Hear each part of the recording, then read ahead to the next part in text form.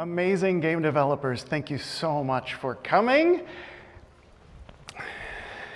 You know how hard it is to lead in the video game industry.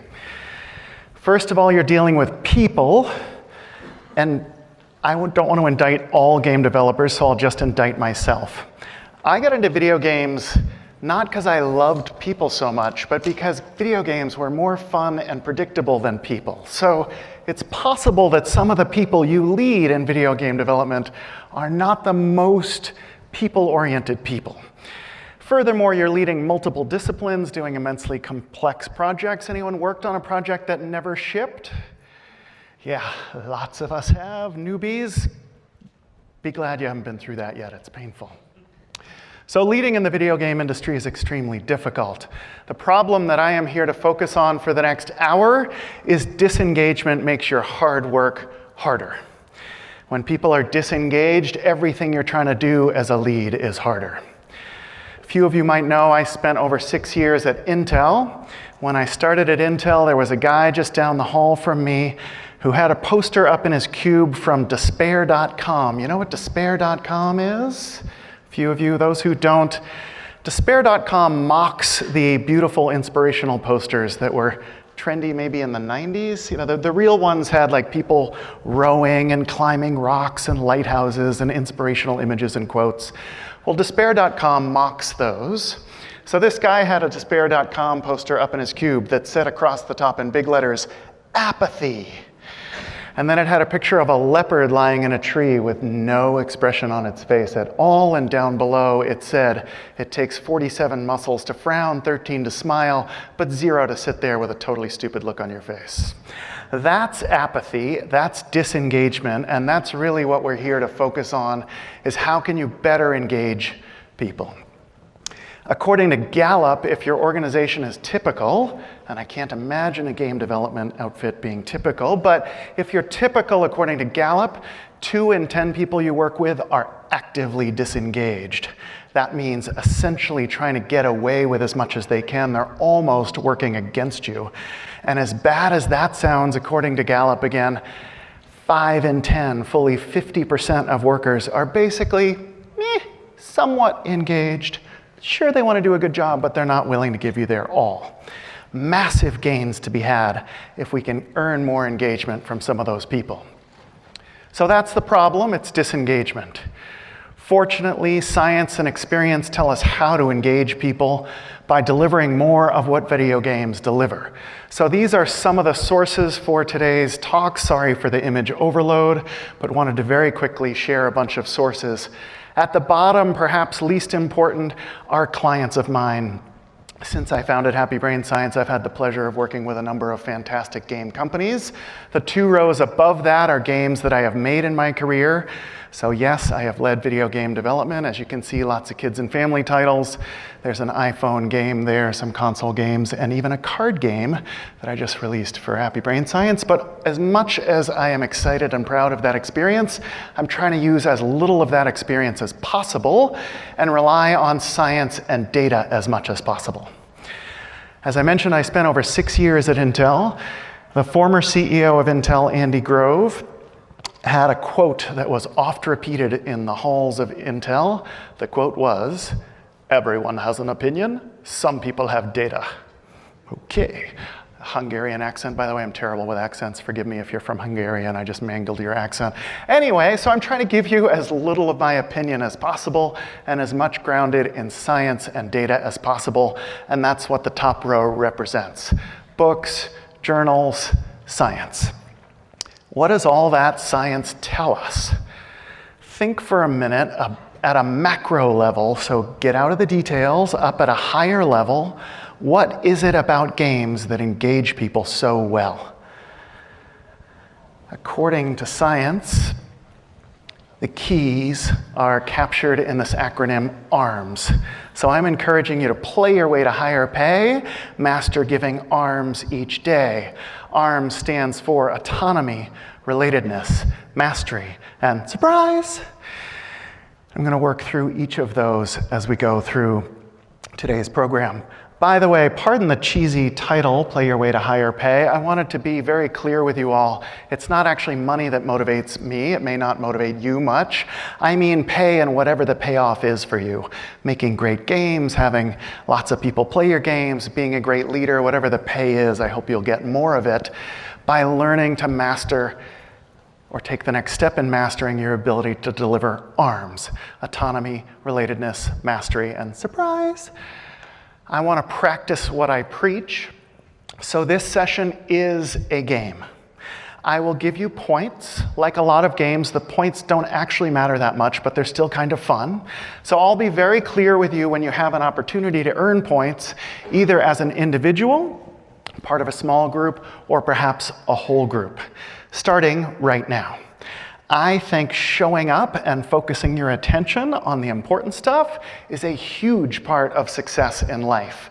And you all have chosen to come and spend an hour of your very valuable time, and I hope attention, with me, and I am honored and grateful. So please give yourself 3 points, the most you will likely get at any moment during this talk. Give yourself 3 points for showing up and paying attention to me.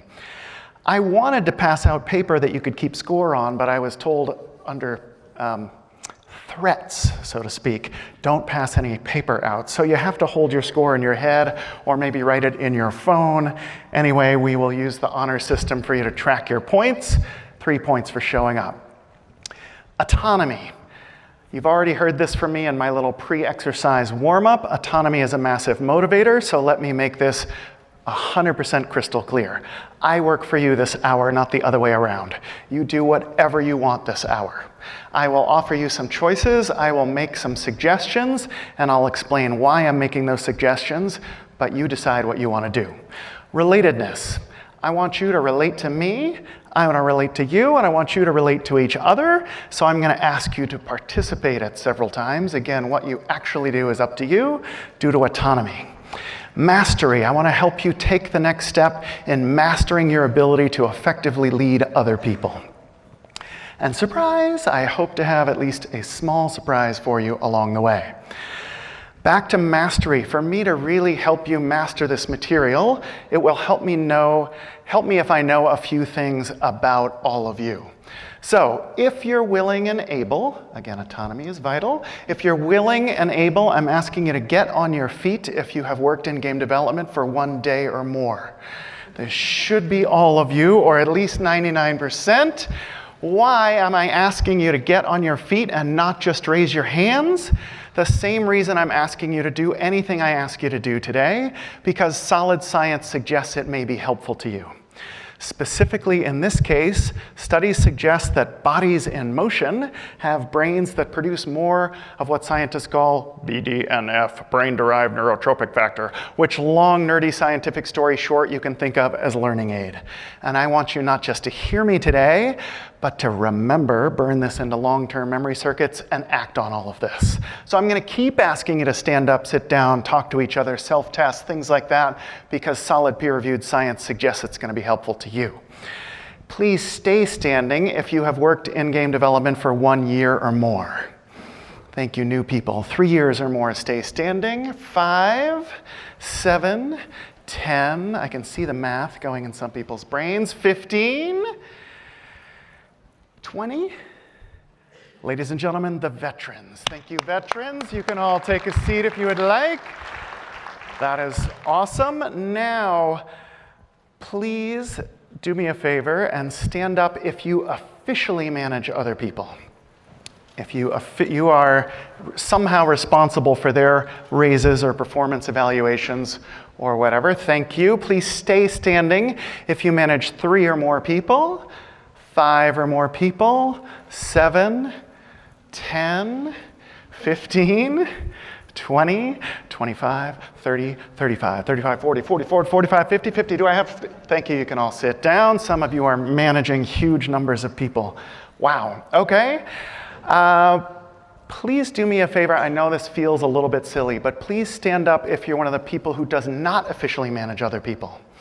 Why? Because I want you to learn every bit as much as the official managers, and I want to tell all of you who don't yet officially have management responsibilities that a recent SHRM survey, that's Society for Human Resource Management, surveyed thousands of people and asked them to identify a leader in their organization. And 85% of those identified were not officially managing other people. So all of you standing are leaders as well. Thank you very much. You can take a seat. And finally, to help me help you, please stand up if you did not grow up speaking English. If English is not your first language, he said, slowing down from his nervous, frenetic talking pace. Wow!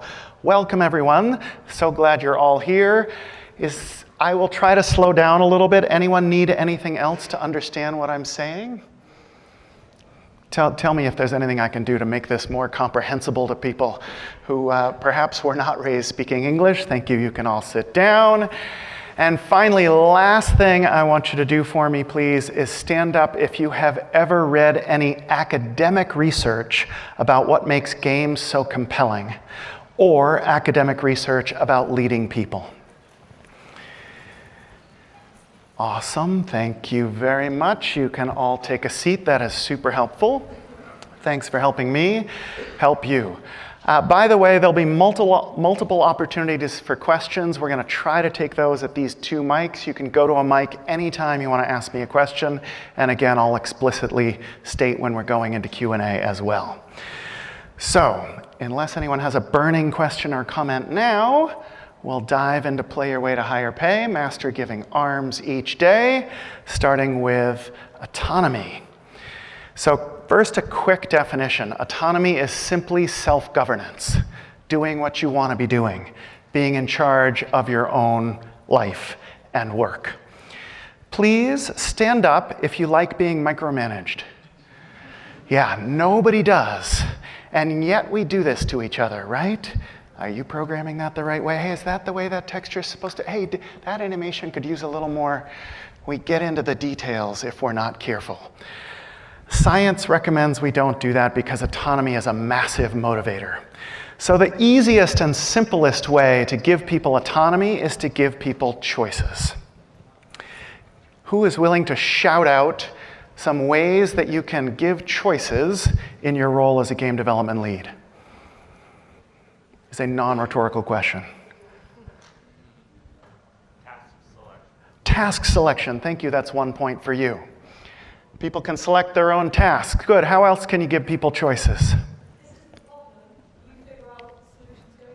This is the problem. You figure out what the solution's going to be. Excellent. Point for you. What else? Please. Ownership of the problem. Yeah, people who should fix the problem are the people who know the most about the problem. So get out of their way and let them fix it. Point for you. Great. Anything else to add about giving people choices? Open questions. You started first. Please go again. Do it the way you're going to be satisfied. Do it and be satisfied? Yeah, okay. Point for you. And? Open questions. Open questions. Yeah, as opposed to yes and no questions. Point for you. And? Get them to generate the options. Love it. Okay, thank you all. Good participation. Yes? So we set up a team culture. You can follow or you can choose not to follow. But if you don't follow it, your life will be miserable. You set up a team culture where people choose what to follow? Yes, you can follow or you can choose not to follow. But if you choose not to follow, your life will be miserable. You can choose to follow or choose not to follow. Okay, good. There's interesting and controversial science about choices that suggest we do better at engaging people if we give them limited choices. So I apologize, I have no free gifts for anyone. I'm prohibited from giving you things like products. But if I said this part of the room gets a free game that I brought you, again, sorry I don't have one for you, don't want to disappoint you, but if I said you all get this free game, and the rest of you I said, hey, I've brought these 10 games, you can all pick whichever one you want, and I'm here through late on Friday, so if you change your mind, come back, find me, and I'll swap out your game for you. There's some evidence to suggest that you all would like your game better initially and for the rest of your lives. Why? Because when you pick a game, there's 9 games you didn't get. Oh, maybe I should have gone with the shooter. Ooh, that strategy game looked good. Maybe, I love puzzle games. Why didn't I pick the puzzle game? When you offer people a lot of choices, there's a lot of things they don't get when they pick one. This is summarized in a great book by a professor called Barry Schwartz called The Paradox of Choice. Now, as I mentioned, there's some controversy about this science. Does that paradox of choice show up everywhere under all circumstances? No, it doesn't. So it's tricky, but generally the science suggests provide limited choices to people. Maybe 4, 3, even 2 choices, and the chooser will be happier with the choice they might make. You might even present just one choice. What? One choice isn't a choice, dude. That's forcing someone to do something. Yes, but science tells us you can preserve autonomy even when you don't give people choice if you get their buy-in. If you want to be doing what your leader has asked you to do, if they have sold it to you so that you get it and you're committed to doing that thing, even if you have no choice, you still have autonomy, according to science. So let's see how many TED Talks you all watch. I'm going to say 1, 2, 3, and then if you know who this is, I'd like you to shout out his first and last name in that order. 1, 2, 3. Simon Sinek has one of the most popular TED Talks in the world. It is fantastic. It is about how leaders engage people, and it is about the power of why. Why-in gets buy-in. So cheesy reminder through rhyming, but I want you to think if you need buy-in, give why-in. A very experienced senior producer I was talking to last night told me without prompting from me, he said, quote, telling people what to do is easy. Telling them why they need to do it is the challenging part. As leaders, focus on that why when you can't deliver options and choices, and you will preserve autonomy even when you're not actually giving someone a choice. I would like to give you a choice now. For the next minute, I would like you either to sit right where you are, think, what have I heard and how can I apply this? You might write about it. Or if you'd prefer to talk to somebody, then I'm asking you to get on your feet and talking with somebody else on their feet. People who stand up, don't ask the person sitting next to you to talk to them. They don't want to talk to you. They're introverted. They want to sit and think. For the next minute, please stand up if you want to talk to somebody. Sit and think if you want to sit and think. What have you heard? How can you apply this? Nobody's going to stand up and talk? Okay, a few people are going to stand up and talk. Okay, wrap up, please. I know these bells were not necessary given how few people we had talking, but I'm going to get you all talking coming up, and the only way I'm going to get you back is with that sound. So when you hear that sound, that means please come back and sit down and return to one conversation.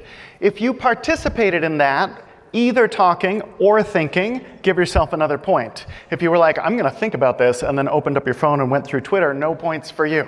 So, point for participating if you participated.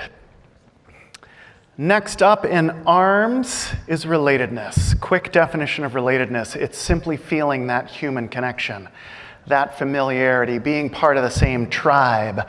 I feel a bit of relatedness with all of you because we're all game developers. It's so awesome to be back at GDC with all of you. Relatedness is a fundamental human need. Now, it's probably easy for all you game developers to see how games deliver autonomy, tons of choices, lots of buy-in. But you may be thinking, relatedness? I play games usually by myself. What the heck are you talking about, Crabtree? Well, not all games deliver all of these motivators. Not all games satisfy our needs for autonomy, relatedness, mastery, and surprise. But the games that satisfy more of these tend to do better as games. There were a lot of word games before Words with Friends came out and became a smash hit. And I would submit to you it's the with friends part that added relatedness that made Words with Friends a smash hit. So, people need autonomy. People need relatedness. And when you satisfy those needs, you engage them, whether it's a game or leading people making games. Let me show you my favorite tool for building relatedness on a team. It's called a Pecha-Kucha presentation. Anyone here from Japan want to help me pronounce that better? It's really pachakcha or something like that. I'm sorry. I'm just ignorant, and that's why I don't know how to pronounce it. Anyway, this is simply a presentation format, comes out of the Japanese architecture design community. Original format was 20 pictures on 20 slides, 20 seconds each on auto advance. It's a way of getting people to quickly share visual information. So quick story about using a Pechakucha presentation. I started at Intel and was very happy managing my team of engineers doing outreach to the video game industry. And then I heard a word that many of us at Intel learned to dread, reorg. Oh, reorg, what does that mean? It means reorganization. It means I'm getting new peers with strong personalities. Anyone worked at Intel? Wonderful company, very competitive culture. My new peers and I were competing. My boss's praises and raises, that competition turned to conflict, that conflict turned ugly. We were not relating well to each other. So I went to my boss and I said, hey boss, bet you've noticed some of the tension on the team lately. And he said, oh yeah, what do you want to do about it? So we talked about team building, and together we arrived at these Pechakucha presentations. So we modified these for a couple of ways to build relatedness on our team. First of all, we're performance optimizing people. We cut the number of slides and the duration per slide in half. That's 4 times the performance, people. Do you realize? We also made a rule for our team building that you could not show anything about your career. It had to be about you as a human being. So my new peers and my boss and I all created these and presented them to each other. Mine went very roughly like this. I was born and raised in Massachusetts, born in Western Mass, raised mostly in and around the town of Andover, where the Red Sox infection comes in the hospital. It's going to be a good year for the Red Sox, my friends. I was specifically raised on the campus of this fancy pants boarding school where my father, a PhD, taught math for 30 years. I grew up on campus, went to the school for 4 years, learned countless things, one of which was some people seem to have a lot more money than we do. Went from there to Vassar College in upstate New York, turned co-ed in 1969, in case you're wondering. Vassar is where I got a degree in cognitive science and became really enthralled with brains and what makes us tick and not tick so well between the ears. Moved from upstate New York to my beloved Oregon. That is my beloved wife and I on the Oregon coast. This is my father holding my daughter, first daughter, shortly after she was born over 7 years ago. My wife likes to crack the joke that new babies and old men look alike, so we've always found this picture amusing in that way. Here's the rest of some of my family from left to right. That goes sister, brother, mother, niece, nephew, brother, daughter, sister-in-law, and wife. I love making music. Any musicians here?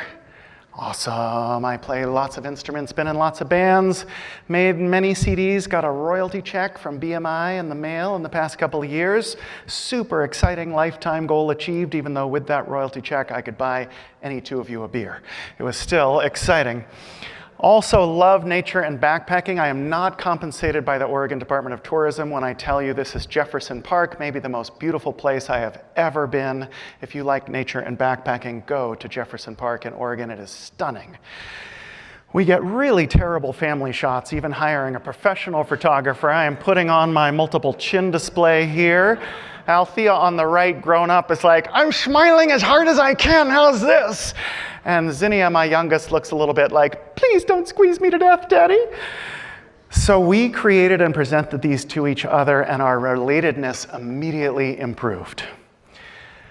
I would predict and hope that you can relate to me somehow better now than you could before I showed you that slideshow. You too are from Massachusetts, or you too grew up where there's snow, or you too like baseball or camping or whatever it is. You found some way to relate to me. When your need for relatedness is satisfied, it is compelling. You want more. I mostly teach the science of happiness to people. Science of happiness says the quality of our relationships with other people is a massive factor on our happiness. And happier brains do better work, do better game development. So to build relatedness, to boost relationships, to boost happiness, and therefore productivity, I highly recommend creating and sharing these Pechakucha presentations with each other. You can learn more about someone as a human being in under 2 minutes than you can in 2 years of typically working with someone. We have a PowerPoint template that makes it easy for you to put these together, drag and drop, and present them to each other. If you want that PowerPoint template, you can find it on happybrainscience.com. You can email me, I'm scott@happybrainscience.com. You can tweet me, I'm Scott Crab, and I'd love to get you that free PowerPoint template so that you can create and share these Pechakucha presentations with each other and boost your relatedness and become a more engaging leader by satisfying that core intrinsic need for relatedness. Very quickly, of course, this goes multiple ways. It's not just about getting people reporting to you to relate to you better, you need to relate to them better. So pay attention when you see their Pechakucha presentation. Take time during a one-on-one to ask them personal questions. I got so results focused that I stopped doing this. I stopped getting together and saying, hey, how was your weekend? Or how's your mom doing? You said she wasn't doing very well. She was sick last month. That personal connection is not a waste of time. Solid scientific evidence suggests personal connection, relatedness, boosts the bottom line through satisfying needs that engage people and building happiness. I also want you to give your people a chance to relate to each other. My favorite tool for team members to relate to each other is to encourage people to go on walking one-on-ones. I vastly prefer walking one-on-ones, that is, two people going on a walk together for a meeting. That's together for a meeting, not together, sorry. Two people walking together on a meeting is a great idea for multiple reasons. One, science suggests that when you are walking, your brain works better. You have better coordination between the two hemispheres in your brain. You're also increasing blood flow. Your cognition improves when you're walking. And as I alluded to earlier, the physical activity produces more BDNF in your brain, so you might remember that walking one-on-one better. So, I want to take a risk and send you all on a walking one-on-one. Up to you, but I'm encouraging you to leave the room and come back. Why am I encouraging you to leave the room? Because science says that memories are formed attached to physical locations. And you will remember this content better if you learn it here and out in the hallway than if you just learn it here. So, we have only 4 minutes for this, and I'd love you to come back. So I'm going to run out into the hallway ahead of you. You can kill my mic in just a second. And when you hear me going like this out there, that means please come on back so that I can give you more points and we can continue.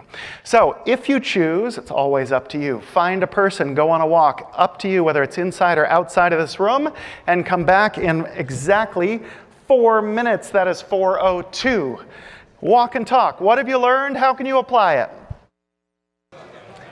And no need to wait. I can start questions while people are coming back in. I got a question. Yes, thank you. What would be some management things that we've learned not to do over the last, 50 whatever years of learning to manage? What are some do-nots? What are some do-nots for what we've talked about so far? Great question. Let me try to get everyone to hear your question and the answer. So we're doing Q&A. Welcome back. Thanks for walking and talking. The question was, you've given us some do's. What about some don'ts?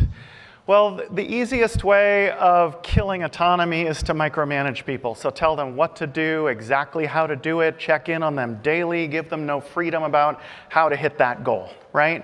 So somebody wisely said over here, give them the goal, but don't tell them how to do that goal, how to reach that goal. If you want to kill autonomy, get in there and tell them exactly how to do it. Especially get your programming style, for example, on theirs. So, hey, dude, you're not commenting right. The bracket goes on top. Like, that's a personal choice. Don't micromanage people that way. Offering people no choice. Kevin, you'll be doing the UI remapping control screen. What if I don't want to? If you give someone no choice about what they're doing, that doesn't help. Now, I know you're all leaders in game development. You have to give people tasks. Sometimes you have to give them no choice. My 4-year-old, a little older than you saw her on screen there, my 4-year-old has to take baths, but I can sometimes trick her with a little bit of false choice. Zinnia, would you like to take a bath in 2, 3, or 4 minutes? Anyone else a parent in the room? don't think I'm an evil person if you're not a parent yet. When you're a parent, you'll understand just how freaking hard it is. And I know you're not managing 4-year-olds, but you can still add choices even if you don't have choices, right? So Kevin, I need you to do the UI remapping controller remapping interface.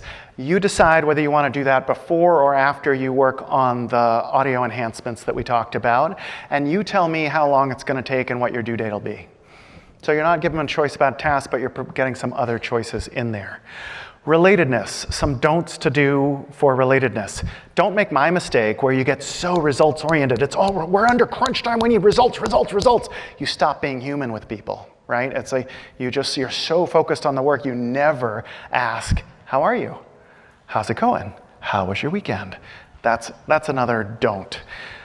Separating people so they can never work together, that's another don't, right? Relatedness comes through pair programming, co-design, code reviews, things like that. Does that help? And I can probably come up with more if you give me more time, but there's someone else at the mic, so I'll take the next question, please. Yeah, can you talk about reconciling autonomy for poor performers? Autonomy for poor performers. Why'd you have to ask me such a hard question? That is a really, really hard question because the temptation when somebody's not performing well is to get in there and manage them more, right? Now they might need that. We're actually about to go into the section on mastery where we're going to get some ideas around how to maybe make things easier for someone who's struggling. So if you'll allow me to partially postpone my answer, there's some information coming there. Otherwise, I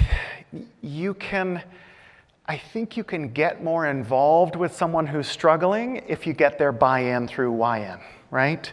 So, hey, Kevin, I'll use Kevin over and over again, so I'm not discriminating. Hey, Kevin, I gotta be completely candid with you. Your performance is not as good as some of your colleagues here, and some of us are having concerns. I really wanna help you. How could I help you boost your performance? Let them start providing answers, right? And if they don't give you something that you want to do, say you want to have Kevin do pair programming with a senior programmer one day, and they're not into it, give that YN. Give more reasons. And by the way, your reasons don't even have to be that good. There's an amusing study about people are lined up at a copy machine, right? Somebody's making copies, and then a research assistant comes along and says one of two things. They say, hey, can I jump in the middle here and make some copies? Or they say, hey, can I jump here in the middle of what you're doing and make some copies? Because I really need to make some copies. That's a content-free reason, right? You didn't tell them anything except because I need to make some copies, and yet people who get because I need to make some copies are much more likely to let the person interrupt and make copies. So any reason is better than no reason, and good reasons are better than bad reasons. If you give a lot of why and get buy-in, maybe you can get more hands-on managing while still preserving autonomy. That plus what you're about to hear coming up in mastery, if that's okay. And happy to go deeper on that answer later after the session as well.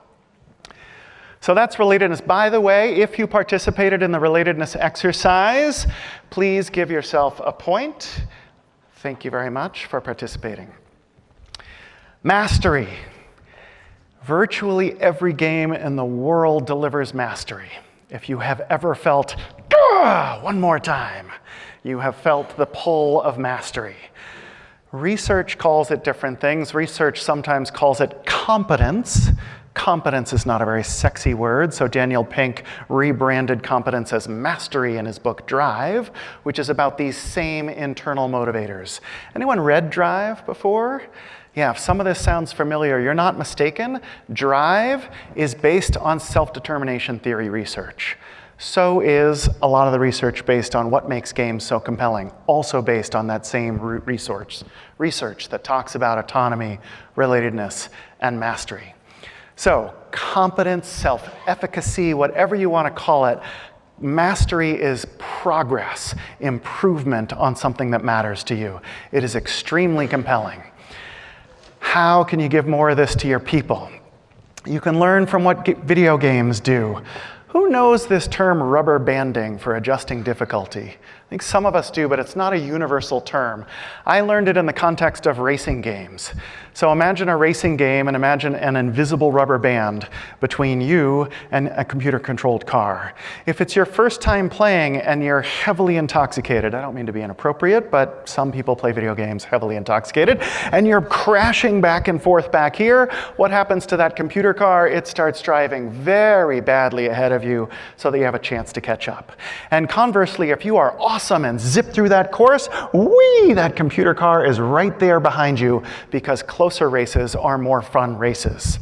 I've been playing lots of Rocket League lately. Anyone here make Rocket League by chance? You can confirm or deny this for me if you are, but I believe when I'm playing against the computer, not other real human beings, but when I'm playing against the computer, if I am down a couple goals at the end of the match, it's amazing how often the ball ends up right between me and the opponent's goal in the last minute. Thank you very much, rubber banding, for making this game more fun. And conversely, if I'm up by 3 goals, my computer-controlled teammate will literally sometimes take the ball and drive it into our own goal. What are you doing? You're rubber banding so that the game is more fun. You can do the same thing. Adjust difficulty for people so that it's right at the edge of their ability. How can you do that? Let's get a contribution or two if you're willing. Something's too hard for someone. How can you make it easier for them? Coach them on how to resolve it. Excellent. That's a point for you. And? Change the scope of the task. Change the scope of the task. Excellent point for you. And there was another one I didn't hear? Break down tasks. Yes. Great way to emphasize progress and therefore mastery.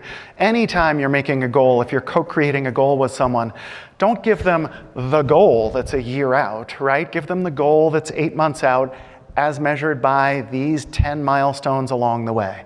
Break it down, get them some help, get them some mentoring. What do you do if it's too easy for someone? Increase the difficulty, give them more responsibility, challenge them to do it faster. See if they can write more beautiful, easy to maintain code as they get the feature done. Whatever it is, you want to adjust difficulty through rubber banding to keep people right at the edge of their ability so that you satisfy their internal, intrinsic need for mastery.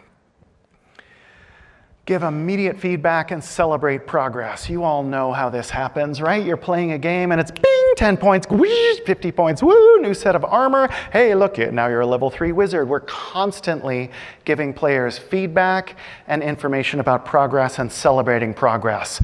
Do the same thing as a leader. If you are constantly communicating as a leader, you might be doing enough communication. You want to adjust difficulty to get people into flow. Hands up if you already know about flow. Good, because I have hardly any time for it. So for those of you who didn't put your hand up, forgive me for going very fast and consider this a pointer to information. Flow is optimal experience in life, discovered and documented by a psychologist named Csikszentmihalyi, who found the very peak of life is not relaxation, which is what we predict. The peak of life is being intensely challenged, having a high level of challenge, but also a high level of ability to meet that challenge. If a task is too easy for you, you end up bored or variations of bored. If a task is too hard for you, you end up anxious or variations of anxious.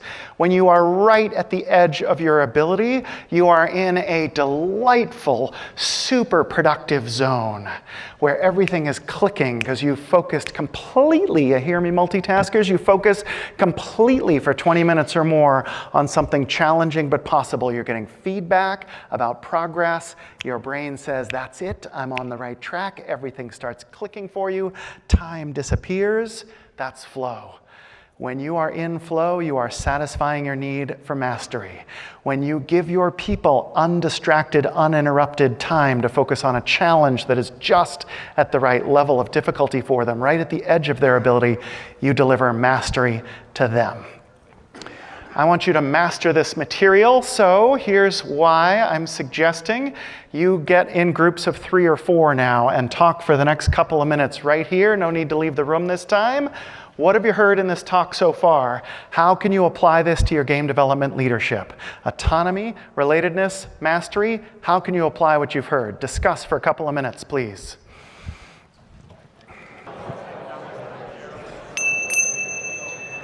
Please wrap up those conversations. Please come back to one conversation together so that I can tell you how you can earn more points. I know that was really rushed. I apologize. I wish I had more time. You can all obviously talk with each other after this session. So there's your other group talking opportunity. So this time you don't get a point from me, or you don't get a point from yourself, but you can give a point to one of your discussion partners.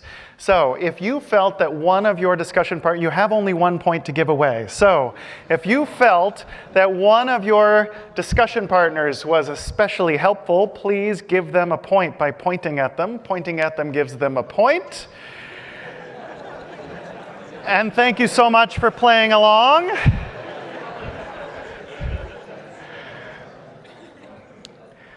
So, play your way to higher pay. Master giving arms each day. Autonomy, relatedness, and mastery are all core intrinsic psychological needs. According to research, they are the 3 most important needs we have as human beings. Games satisfy them. You can satisfy them too as leaders. Next up, and finally, surprise! Surprise is not really a core intrinsic need, but it is a device to keep people coming back.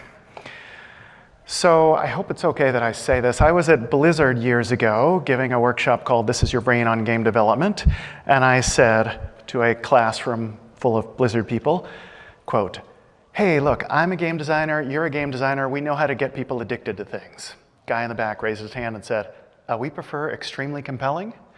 Okay, extremely compelling. But if you want people extremely compelled to follow you as a leader, exceed their expectations. When you manage expectations, you are managing brain chemistry. Very loosely speaking, this is how this works.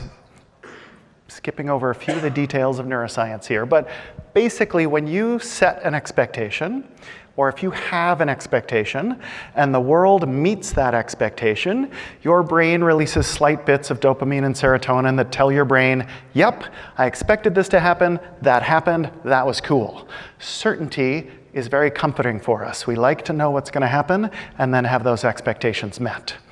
If you expect something to happen, and reality comes in way below your expectations, that horrible disappointed feeling you get is a big drop in dopamine and serotonin that tells your brain, ow, we didn't expect this and this sucks, let's not do this again. And if you have an expectation and the world exceeds your expectation, you want to watch me alienate 80% of the crowd in one moment? If, as a Patriots fan like me, you think the Patriots are going to lose this Super Bowl and then they win in the greatest comeback ever, I know you can all hate me later. It's all fine. It's the greatest of all time, whatever, we're arguing in the hallway. But when your expectations are exceeded, your brain essentially gets a big hit of dopamine and serotonin that hits your reward center and tells you, whatever this was awesome. Let's do this again. Right? Games do this all the time, all the way back to pinball. You're playing with one ball and then multi-ball. Woo! Exceeded expectations. This was awesome. Let's come back and play pinball again. And you've certainly done this in games you've made. Set up one expectation and then boom, jackpot with a chest filled with all kinds of gold and armor and weapons. When your expectations are exceeded, your brain basically says, this was awesome. Let's do this again. And it's part of what compels us to come back and play games. And it's part of what you can do to compel people to stick with you and be loyal team members who follow you when you go from project to project or even company to company. So real quick, how can you exceed expectations as a leader in game development? Bake cakes. Say that again? Bake cakes. Bake cakes. Awesome. Point for you. If you baked me a cake, I would not expect that, and I would follow you around forever. Yes. Exceed my expectations. Good. What else? Give immediate feedback. Give immediate feedback. Yeah, if you're not expecting that and you get immediate feedback, you're like, whoa, this guy is awesome. I love working with this guy. It gives me immediate feedback. Point for you. And? Keep a note of all their personal, like not too personal, but personal details. for those who couldn't hear for the recording, it was keep a note of their personal, well, not all their personal details, but some of their personal details so you can remember to ask them about their mom who was getting sick or their kid who was struggling in school. Yeah, awesome, good, point for you. And make them coffee or bring them coffee? Love it. The little things, we pay people so much money to make games, and I'm telling you, the slice of cake or the cup of coffee or the immediate feedback means so much to us, doesn't it? I mean, more than the salary often, yes. Public recognition, yes. General guidance, praise in public, criticize in private, culturally dependent, so be careful, but yes, point for you. And finally? Yes. I'm not encouraging you to sandbag, but if you think you might ship the game on this date, I would tell them a little later. If you think you're going to sell this many, I'd tell people, well, we probably are going to sell this, so that if you actually sell that, you've exceeded expectations. Awesome. Not much I could do to exceed your expectations in this context, but I hope you will exceed expectations to get your people hooked on you. And the only thing I could think of to pleasantly surprise you is to write an ebook for you about this content and give it to you for free. So I have, or will have really soon when I go back to my hotel and finish it up, a free ebook on what leaders can learn from game designers. It's essentially an elaborate handout for this talk. If you would like that, please text Happy Brain with no spaces to 444-999. I want to be crystal clear because I don't want to disappoint you. This will add you to my Happy Brain Science mailing list. That's how I'm going to get you the ebook. It is one click to unsubscribe. I will not hassle you if you unsubscribe. I send tips on the science of happiness and employee engagement at work.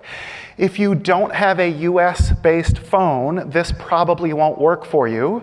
So if you have a phone that's from outside the US, or you just prefer, email me. I'm scott@happybrainscience.com, and I would love to get you that free ebook.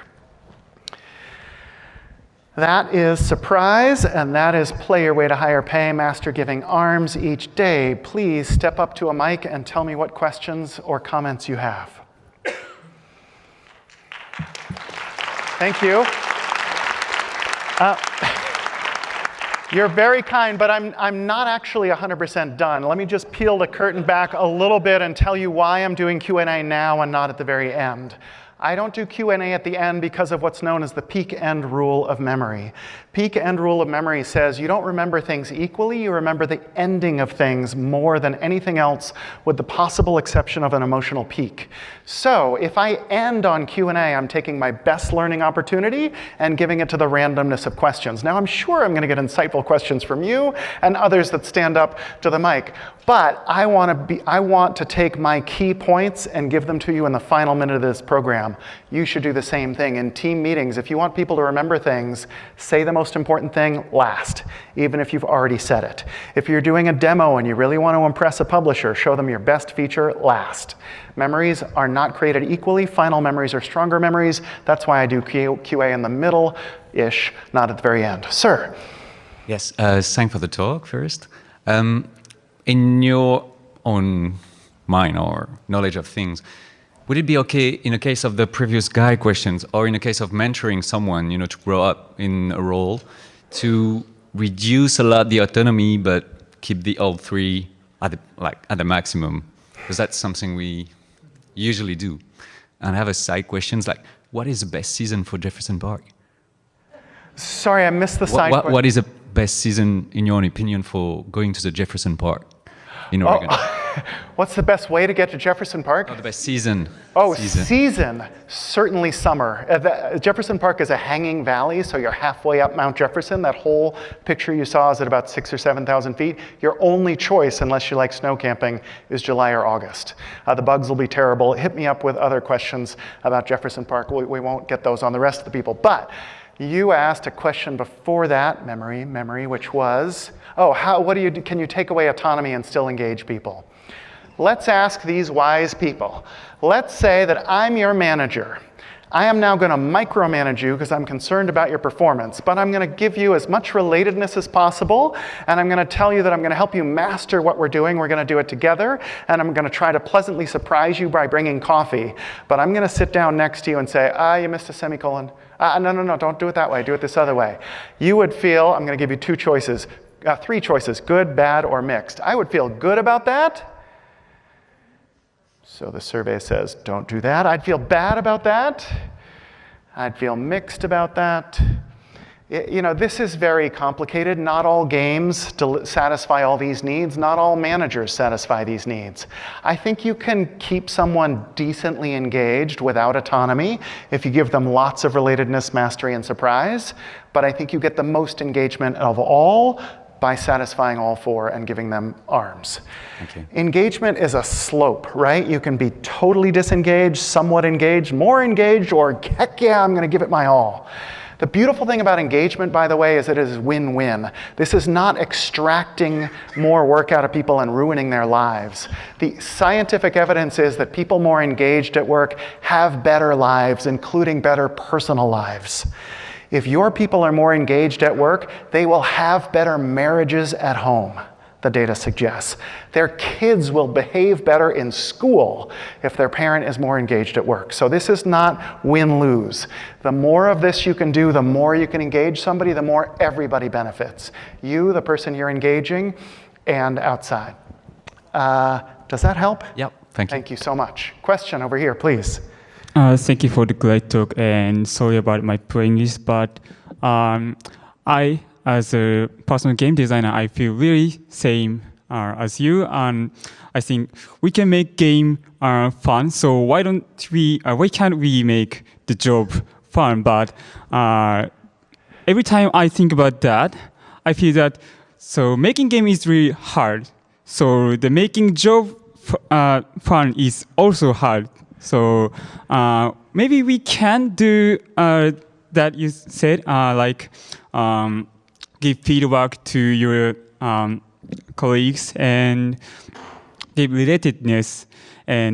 But that is good for the other guys, but it is hard to make that. It's same thing. I think it's a kind of meta problem. So who actually making the game maker job fun? I'm so glad you brought up fun because I meant to say this earlier. When you think about what makes games compelling, you probably think fun. That's what I thought. Fun is what makes games great, right? Fun is a very fuzzy concept for scientists. They're like, fun, what is that? We don't know exactly what that is. When scientists systematically go after what make games so fun, they arrive at autonomy, relatedness, mastery, and surprise. So my suggestion to you is game development, no, it's not playing a game, but games that are really easy are not fun, right? Games need to be right at the edge of your ability to be fun. They need to be challenging to be fun. They need to satisfy your need for challenge and mastery.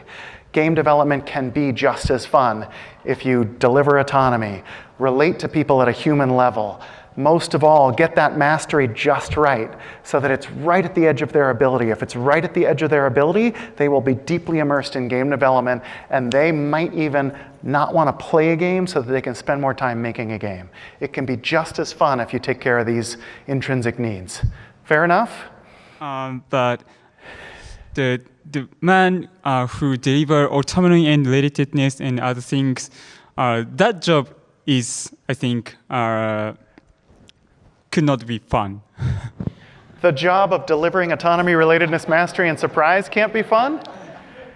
How to do that? So try this on for size. I'm short on time, but I'm going to try to make a long story short. I was working in game development. There was a guy I will call Brad. Brad was an artist and not a very good artist, right? But Brad loved games, so we were trying to figure out what to do with Brad. So, okay, you're not a very good artist. Let's have you be sort of an art asset coordinator. Okay, that didn't work well. Let's try making you a designer. Well, that didn't work very well. Let's try making you more of a community. Finally, after years and years, we let Brad go. Should have been done earlier. All of us felt really bad for Brad. Oh, poor Brad. Brad lost his job, right?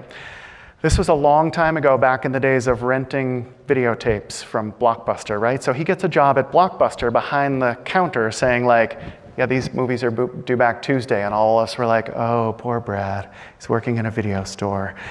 In under a month, his boss noticed that every time somebody came up with a game, he knew tons about the game and engaged with them about the game. So in under a month, he made him the corporate buyer for that store. And in under a month after that, he was promoted to director of corporate buying for video games for Blockbuster, a huge chain for those who don't know. He went from a struggling job that he really didn't enjoy with us to a dream job by us firing him. If you have someone who doesn't enjoy making games, who doesn't find it fun, if you give them autonomy, relatedness, mastery, and surprise, and they still don't enjoy making games, maybe they're in the wrong industry and you could do them a favor by letting them go. Some of the enjoyment has to just be because you love making games. Fair enough? Thank you. I apologize, I'm out of time, but we can continue afterwards. So, what am I going to do now? I'm going to use my final minute to summarize the most important information for you. After I challenge you for a few seconds to think about where, when, and how you will apply what you've learned. Why am I asking you to be so specific? Because science says the more specific you are, the more likely you are to follow through. So if you say, I'm going to make a personal connection with Kevin, great, you might succeed. If you say, I'm going to make a personal connection with Kevin during a walking one-on-one Thursdays at 3 o'clock when we have our meetings, you're more likely to follow through. So please think for a few seconds. When, where, and how will you apply what you've learned?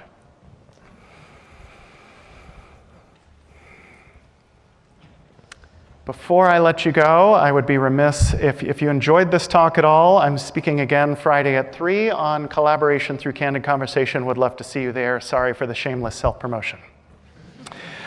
Play your way to higher pay, master giving arms each day. The problem we were here to focus on is disengagement. People not giving you their all in game development. Experience, but much more importantly, science and data suggest solutions. What does all that science tell us? You can play your way to higher pay by mastering giving arms each day. Satisfy core intrinsic human needs for autonomy, relatedness, and mastery. Add surprise, and you've got loyal followers for your career. Thank you so much for your time and attention.